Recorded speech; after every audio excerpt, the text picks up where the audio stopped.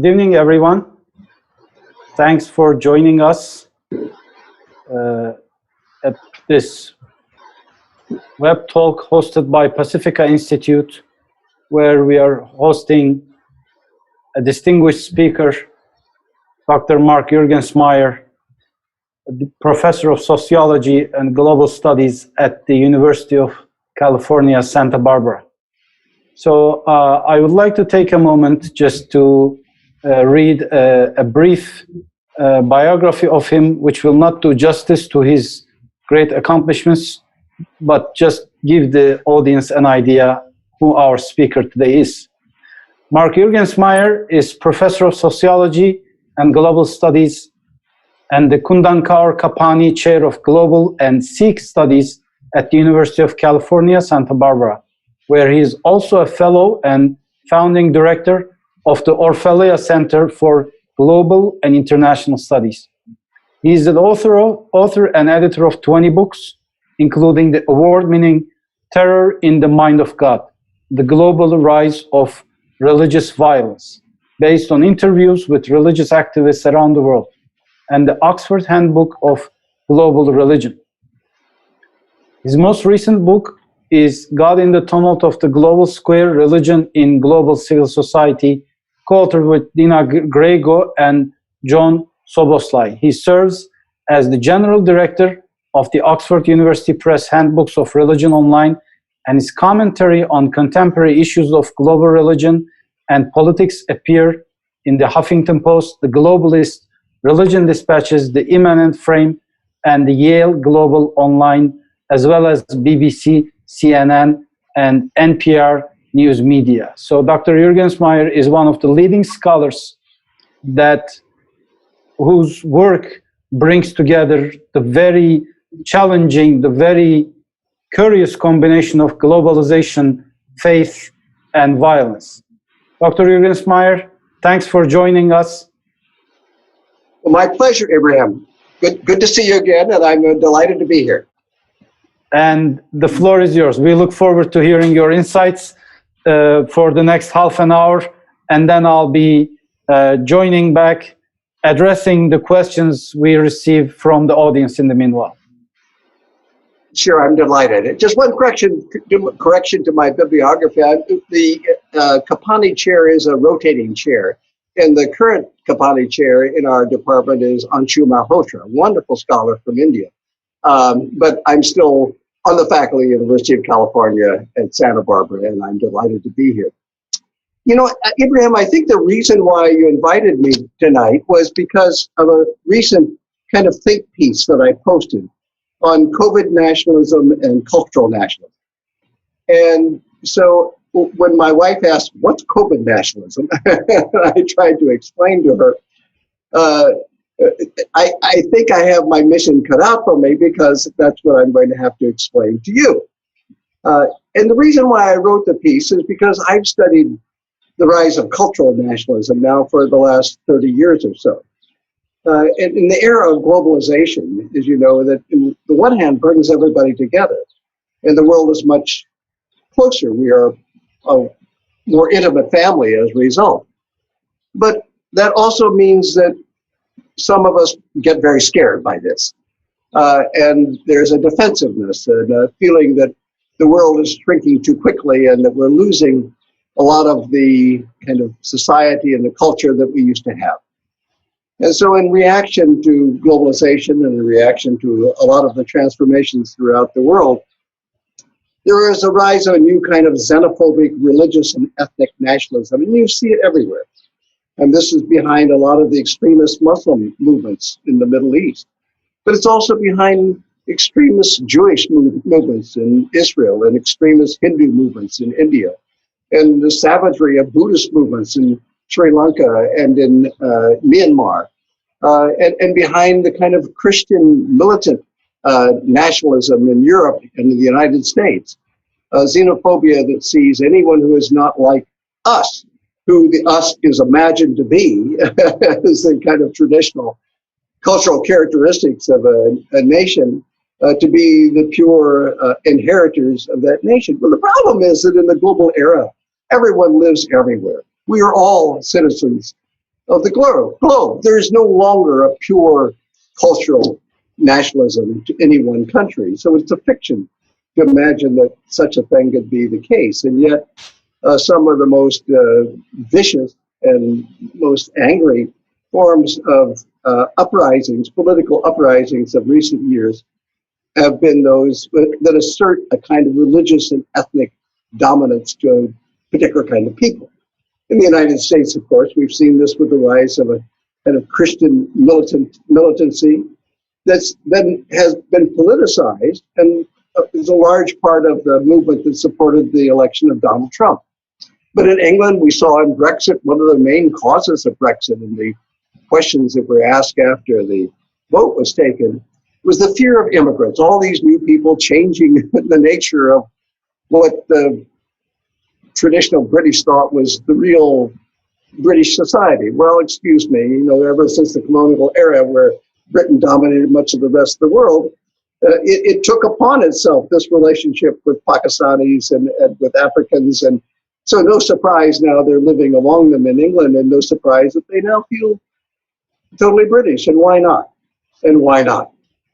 And yet this kind of cultural nationalism has been thriving in recent years, and we've seen it throughout the world. Now, the last several months, though, we have a new phenomenon. And this is the era of the COVID pandemic. And, it strikes me that these kinds of dramatic crises, in this case, very suddenly thrust upon us. In early March, I was in Maui and I came back to California. And then suddenly it seemed like the world had been transformed. Suddenly it was upside down. People were afraid. And there was this invisible threat, this fear, and we hunkered down. I've been in this house, in this very room now for about 3 months. I'm afraid to go out. I have my food delivered in. And my wife and I kind of feel like we're hermits in the midst of a new phenomenon. But we have it fairly comfortable, and other people don't have it comfortable. And great crises like this have a way of eliciting two kinds of responses. One, it can bring out the best of people, a kind of new humanity, opening up to a feeling that we're all in this together, and we have to work together. We have to hunker down together, and we have to shoulder this kind of collective responsibility that we have in the face of a great crisis. And there's an optimism in me that wants to say, yeah, this is the good thing. And this is the good part of response to crisis. This is the way it's going to be now. Because after all, this COVID crisis is not over, especially not in the United States. I mean, we now have a new upsurge that is almost equal to the worst of the upsurge just a month or so ago, where we have not flattened the curve, just the opposite. Things are going in the opposite direction. And that's true around the world, but particularly in the United States, Brazil, Russia, in part because of the kind of leadership, in part because of the kind of politics of those countries. And that politics is what interests me. Because now we have a new sort of nationalism that strikes me that is somewhat different than the old cultural nationalism, and I call it COVID nationalism. Well, you might say, well, all these protests against wearing masks, and just a couple of days ago in Florida, you saw the public hearing with these strange conspiratorial ideas that wearing a mask will lead to death. Well, I know what they're talking about, because there is a very severe tight mask. The carbon dioxide kind of is not easily injected, and after a while people get a headache when they take the mask off. They feel better. Well, somehow this becomes translated into just wearing one of these typical masks is going to lead to your death, which is absurd, and that will never happen. But this then gets wrapped into a conspiracy that there are people who are, the deep state is out to try to kill us by forcing us to wear masks. So that's a kind of anti-scientism. You see it with the anti-vaxxers, the people who have kind of wrapped conspiracy theories around devices that are really meant to save people's lives. But another thing is happening, because in the very same hearing in Florida, where this woman was ranting on about how masks were going to lead to death, she was also saying that, you know, it's communist, it's anti-constitutional, it's against the freedoms that we were given, and then it is put in the context of a new patriotism. That if you want to be truly American, if you want to be macho, and these are often people you see them rallying on the streets wearing their MAGA hats, make America great again. Then if you want to make America great again, you will resist not only this virus, which is interpreted as being coming from someplace else. It's a Chinese virus.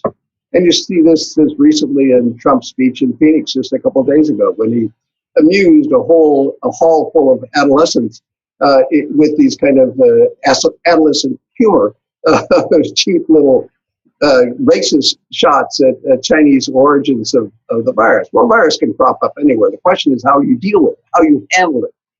And in fact, China has been infinitely better at handling it than the United States has. That's the huge shame. And yet, there is this kind of anti-American theme to the origins of the virus that then gets woven into the kind of patriotic rhetoric of fighting the very things that are meant to try to save people's lives. To resist that because somehow that would be capitulating to this new kind of COVID threat, which is as bad or if not worse than the immigrant threat of just a few months ago. But then I began to wonder whether there's a possibility as this pandemic continues of the two sorts of nationalism converging. This new COVID patriotism where if you're truly American, you'll resist, you know, all of these devices meant to make people safe and resist that and see this as an infringement of your freedom and the constitutional rights. And at the same time, somehow blaming immigrants for this. It was kind of hard to do originally because, you know, it came from China. Well, you could blame China. That was certainly one racial trope. Yeah, but it didn't come from Muslim countries and didn't come from Mexico. In fact, for a while, Mexico was trying to tighten up the borders to keep Americans out of Mexico, kind of reverse wall. And I kind of amusingly wondered if they were going to try to build a wall and get Americans to pay for it because they were trying to keep the American coronavirus coming into Mexico. But now Mexico is having its own problems with the virus. But lately, I've been hearing that theme that, those immigrants, they're the ones, and it has two dimensions to it. One is they directly bring the virus in. That's a rather hard argument to make because there's really no evidence of that.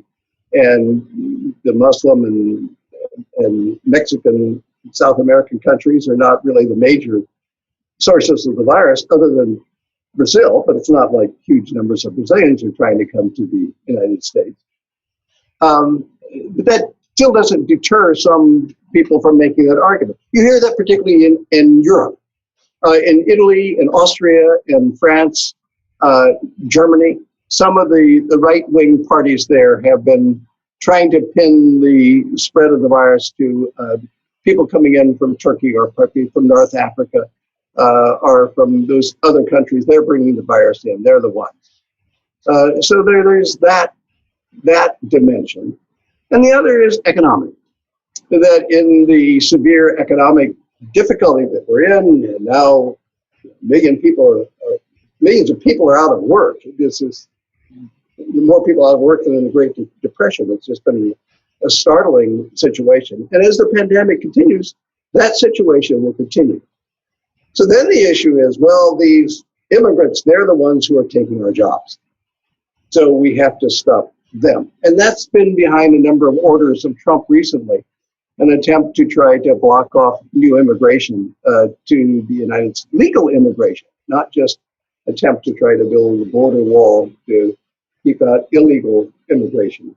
But legal immigration is also seen, these immigrants are seen to be a threat to our economic prosperity. Unfortunately, that is absolutely untrue. I mean, it is the immigrants that have been among the greatest entrepreneurs in the United States. Look at Silicon Valley and the kind of expertise and the intelligent leadership, the entrepreneurial vigor.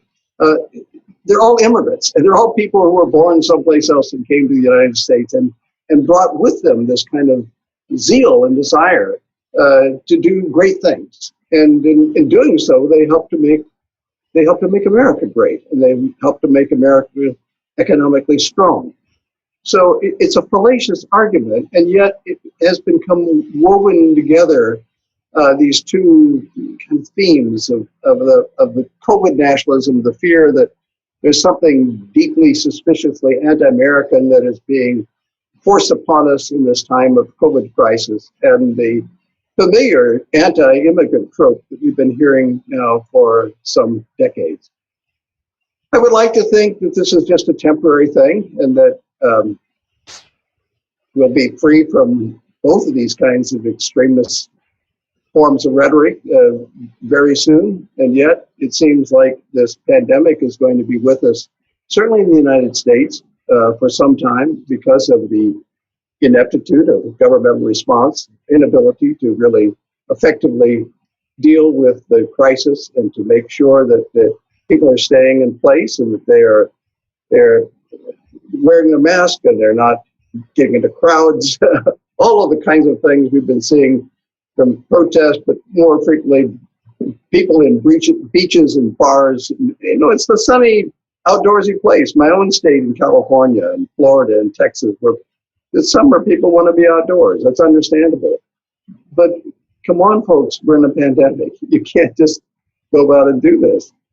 And in that, as things get bad again, and as again, the restrictions will invariably have to be clamped down again, some of these same fears, these same kinds of old animosities of cultural and COVID nationalism will merge together, and I'm afraid in very strident ways.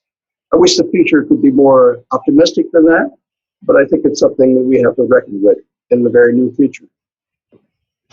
So Abraham, these are my basic comments, and would be delighted to join a discussion with you and with any of our viewers in any aspect of this you'd like to discuss. Well, thank you very much for these remarks. We already have been receiving some questions, and I'll be happy to address these to you. So one is, do you believe COVID will result in deeper reverse globalization permanently? So that's one of our viewers asking.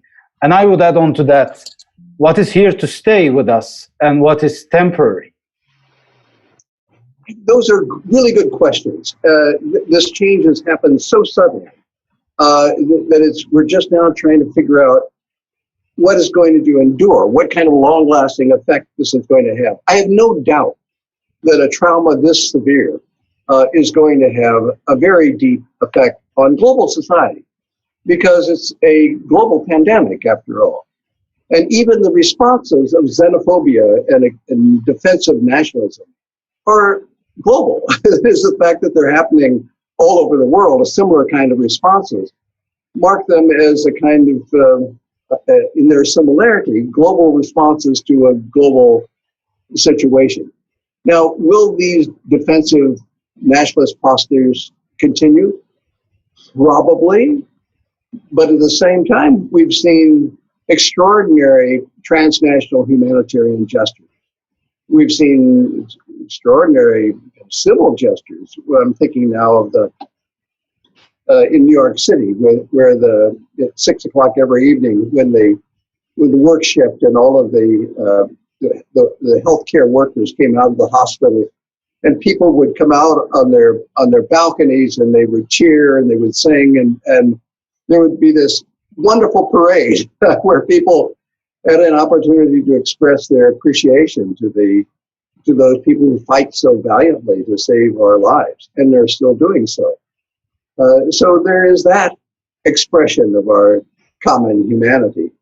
And this has been a global expression. At the same time, you've seen these people in New York, you've seen Italians. Of course, being Italian, they have to sing opera. It's not just banging on pots and pans. They burst into song. And it was a wonderful thing to see. So there is that dimension. And I think that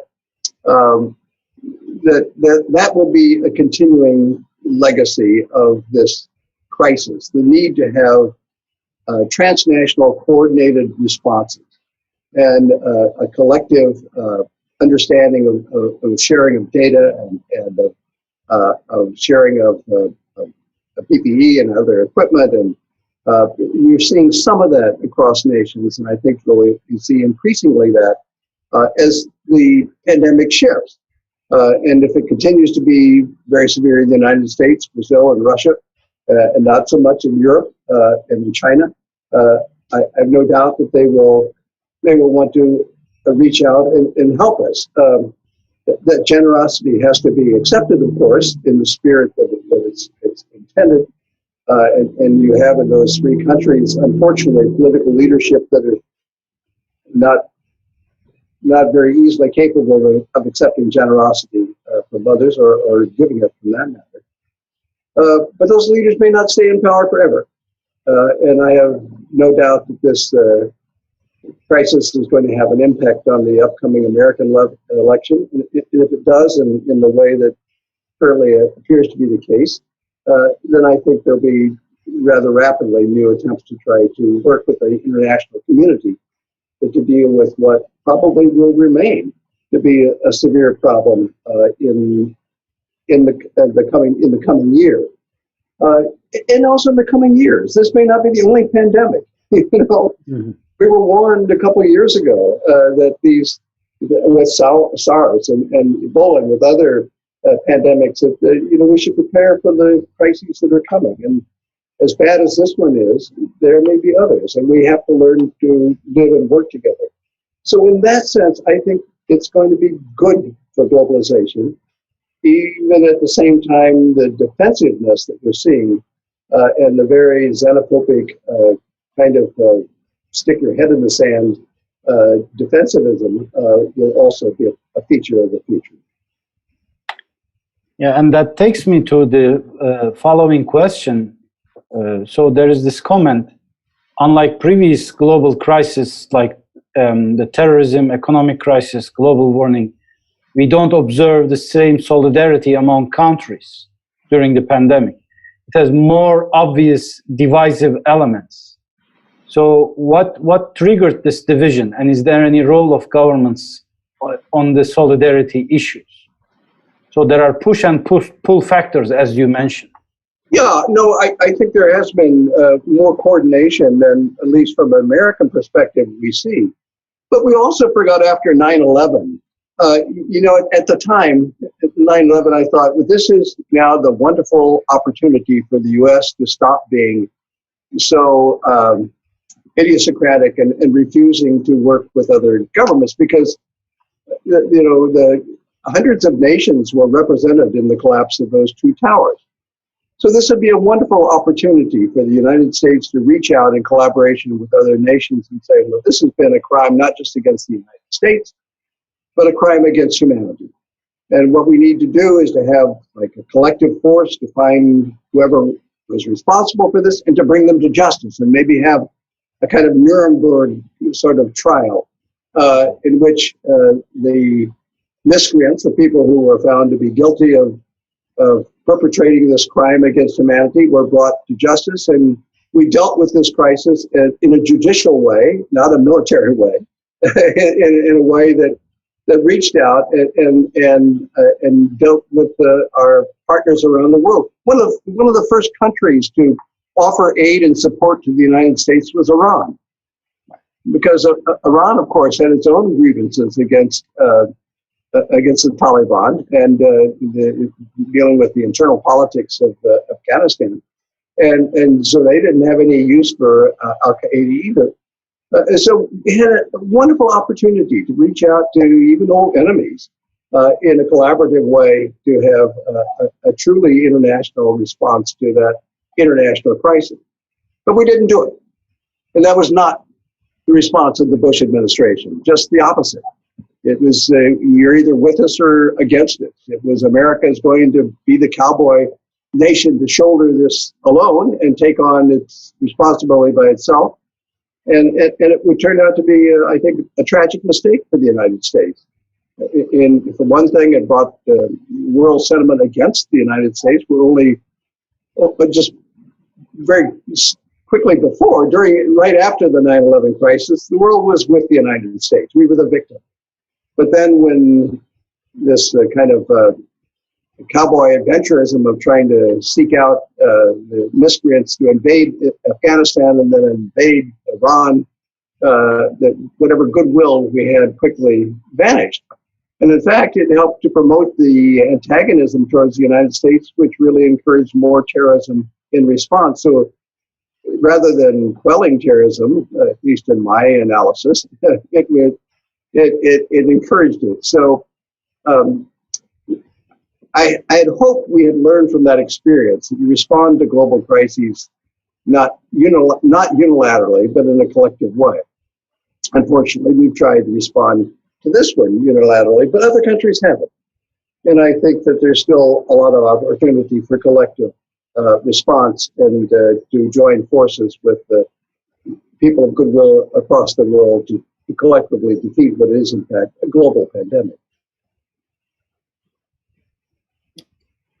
And on the more economic aspect, on the more economic side of the spectrum, the pandemic severely threatened and disrupted the global supply chain, considering it emerged in China, which has an important role in manufacturing.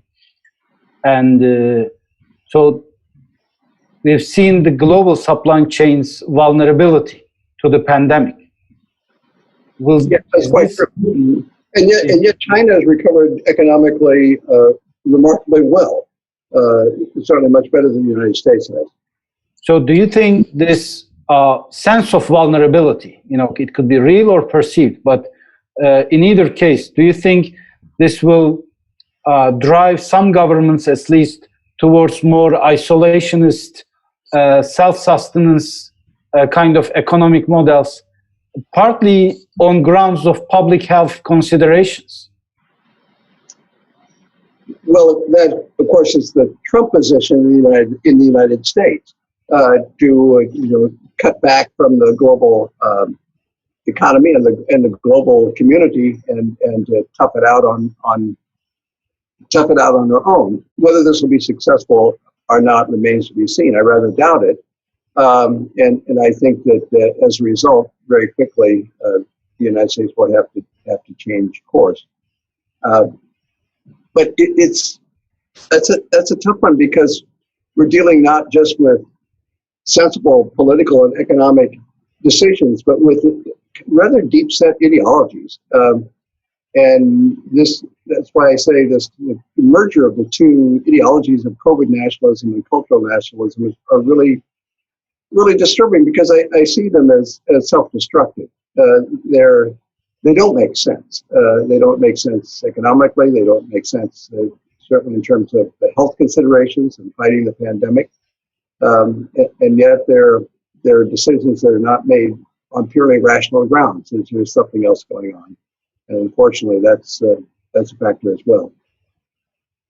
In the earlier days of the pandemic, some people were highlighting or seeking some correlation between the regimes of the country and the success of their response. But the picture then, day by day, week by week, turned out to be more complicated. So how would you place the concern of domestic regimes and the response to the pandemic? Well, you have to look at it on a case-by-case basis. And, Modi in India, for example, is a fairly autocratic-leaning leader. And yet the way in which Modi has handled the situation in India is so totally different than the way the United States has. And it's true that India has a severe COVID virus problem, but nothing like the United States. And the potential in India, of course, is much worse, where you have a geographical area much smaller than the United States and the population vastly greater. And into this small space, you have people squished, and sometimes in the areas around Mumbai or Calcutta or Delhi or Chennai, just miles and miles of shacks and shanties where just a large number of families are crowded into one room. And, once the virus would take off, it would spread like wildfire. And yet, India has done a remarkably good job so far of at least mitigating that expansion.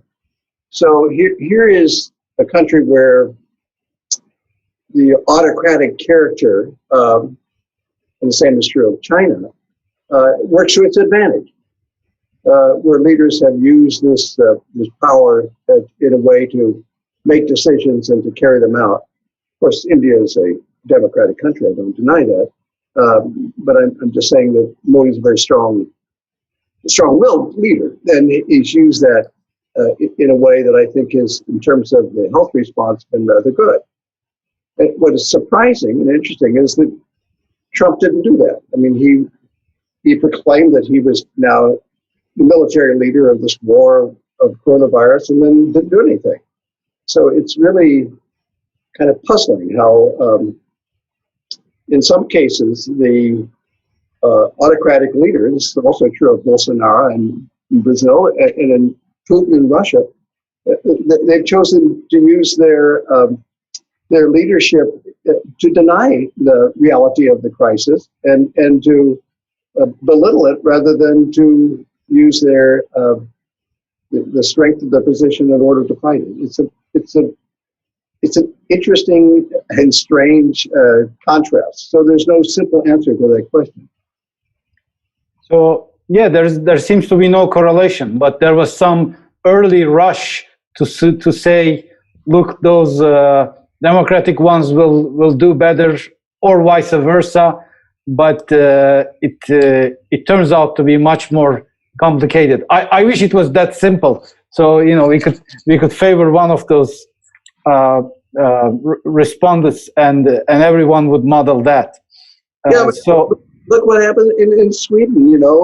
Sweden thought it was so smart, and it was just taking a different tack. And here you have a wonderfully democratic country, a kind of model of democracy, and yet, at least apparently, they've just made tragic mistakes with figuring out how to handle this coronavirus crisis.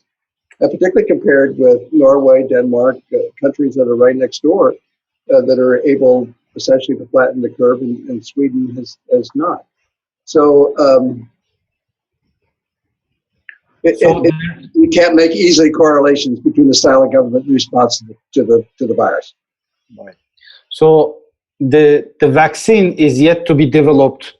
There is a lot of ambition in many corners of the world to achieve that. So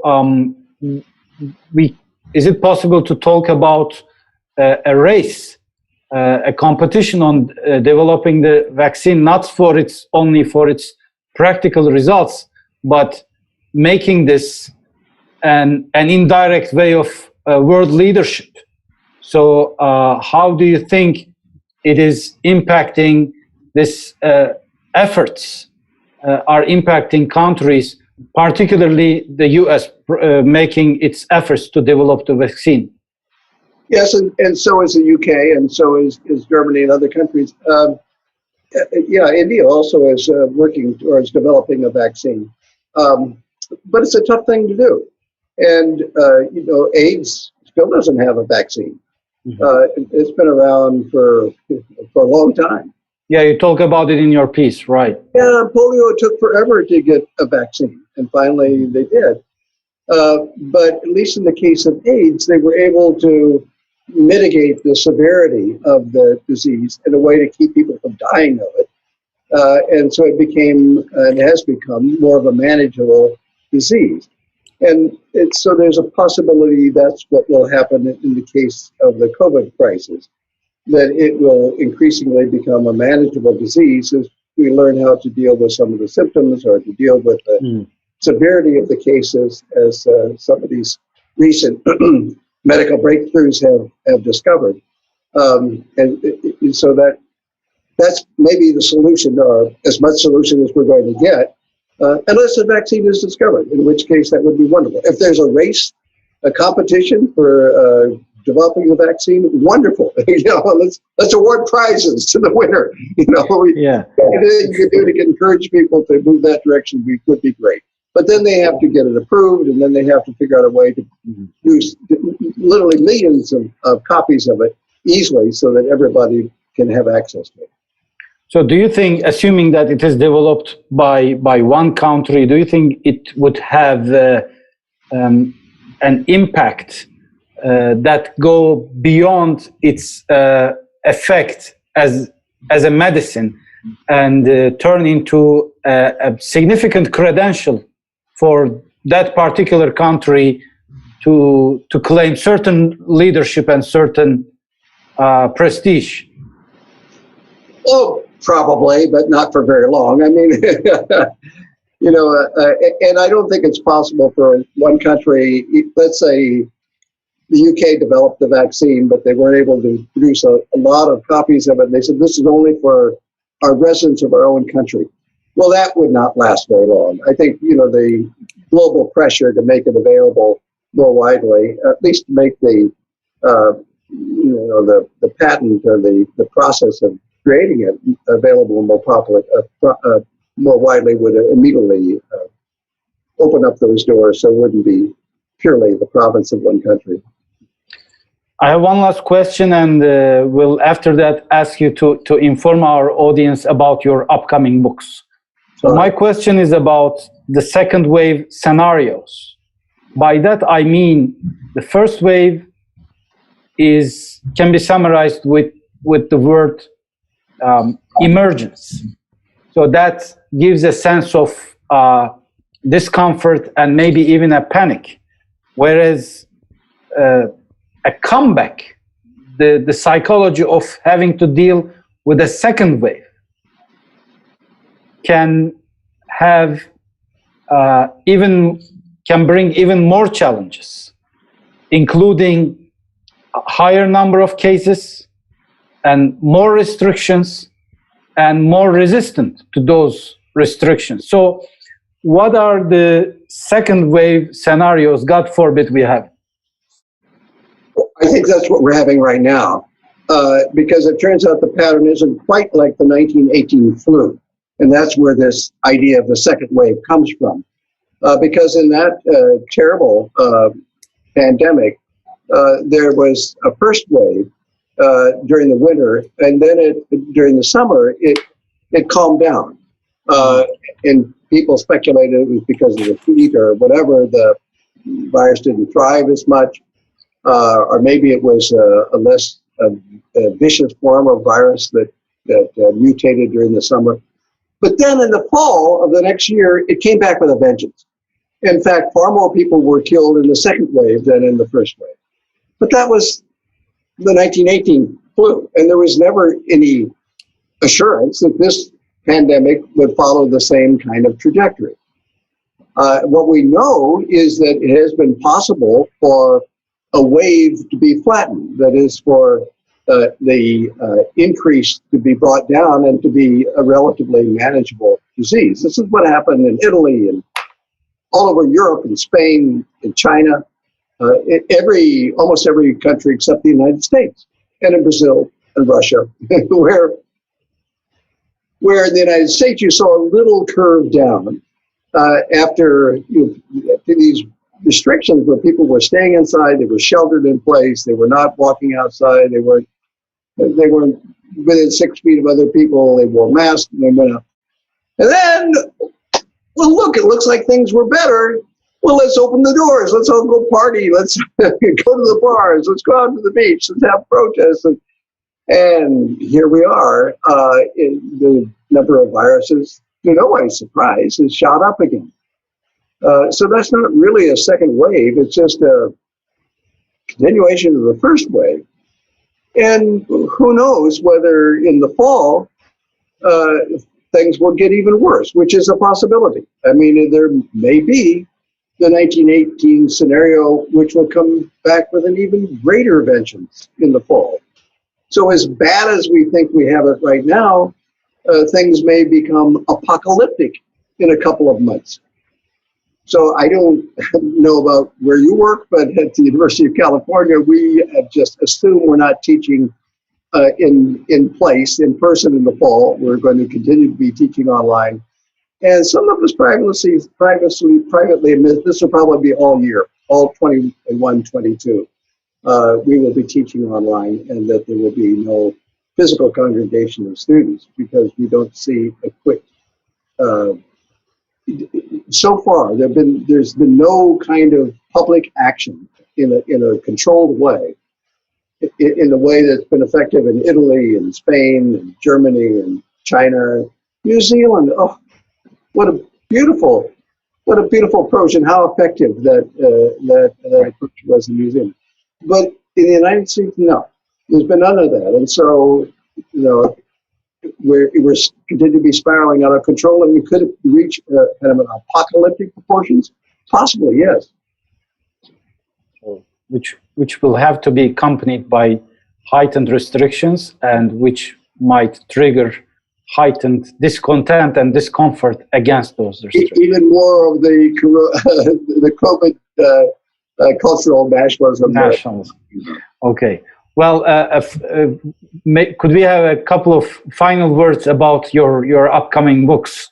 So you've been traveling and authoring about those global challenges. So what is next in the Juergensmeyer read? Your upcoming book. Well, how nice of you! I hope that your viewers don't think that we're moving into a commercial break. But it is nice of you to mention that just this last week I have a new book out. Happen to have some right behind me by the Oxford University Press called "God at War," and subtitle "A Meditation on Religion and Warfare." And this is a book, a result of 30 years of looking at the rise of religious activism around the world, and the fact that war is so often not just a metaphor, but a framework of reality in which these struggles are seen. A kind of cosmic war, a battle between good and evil and right and wrong, in which God is present in some dramatic kind of way. But this struck me as being remarkable, remarkable in that just the phenomenon of thinking this way in such dramatic terms seemed to be transcendent, not a normal kind of response, but also remarkable in that it was so ubiquitous, it was so common.